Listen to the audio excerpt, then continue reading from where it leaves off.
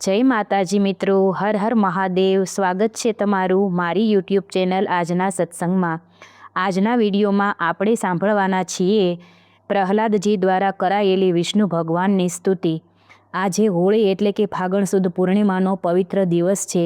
આજના દિવસે વિષ્ણુ ભગવાને જ્યારે નરસિંહ રૂપ ધારણ કરી હિરણ્યકશિપુનો વધ કર્યો ત્યારે વિષ્ણુ ભગવાનનો ક્રોધ શાંત પડતો ન હતો।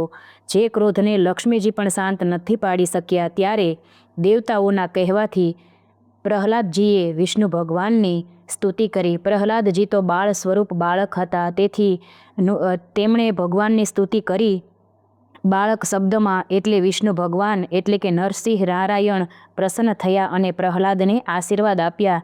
તે સ્તુતિ સાંભળવાનું આજે ખૂબ જ મહત્ત્વ છે।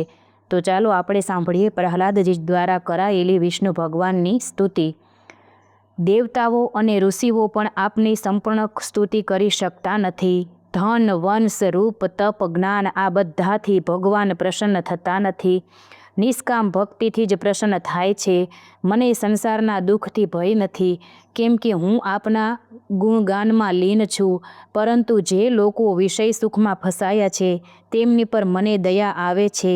હે નરસિંહ પ્રભુ, આપ સિવાય બીજું કોઈ કારણ છે જ નહીં।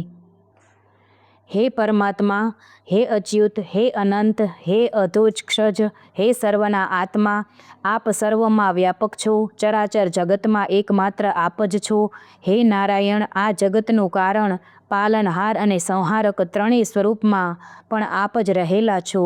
મને આપના ચરણોમાં અખંડ ભક્તિ આપો। હે પ્રભુ, મને સ્વર્ગ, રાજ્ય, આયુષ્ય, સંપત્તિ અથવા કોઈ ભૌતિક સુખની ઈચ્છા નથી।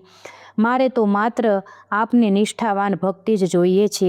હે કરુણા સાગર, જે રીતે અજ્ઞાની લોકો વિષયોમાં આસક્ત રહે છે તે જ રીતે મારી બુદ્ધિ સદાય આપના ચરણોમાં સ્થિર રહે।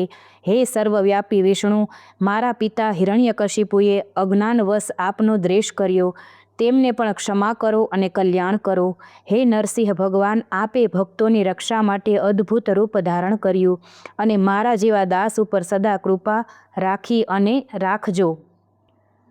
આવી રીતે પ્રહલાદજીએ હિરણ્યકશિપુ જ્યારે મરાયો ત્યારે વિષ્ણુ ભગવાનના ક્રોધને શાંત કરવા સ્તુતિ કરી હતી અને વિષ્ણુ ભગવાન પ્રસન્ન થઈ ગયા હતા અને પ્રહલાદજીને જીભ વડે ચાટવા લાગ્યા હતા અને પોતાના ખોળામાં બેસાડી અને ખૂબ વાલ કર્યો હતો। જો તમને મારો વિડીયો પસંદ આવ્યો હોય તો લાઇક, શેર, સબસ્ક્રાઈબ કરી કોમેન્ટમાં જય વિષ્ણુ ભગવાન, જય પ્રહલાદજી લખજો। જય માતાજી।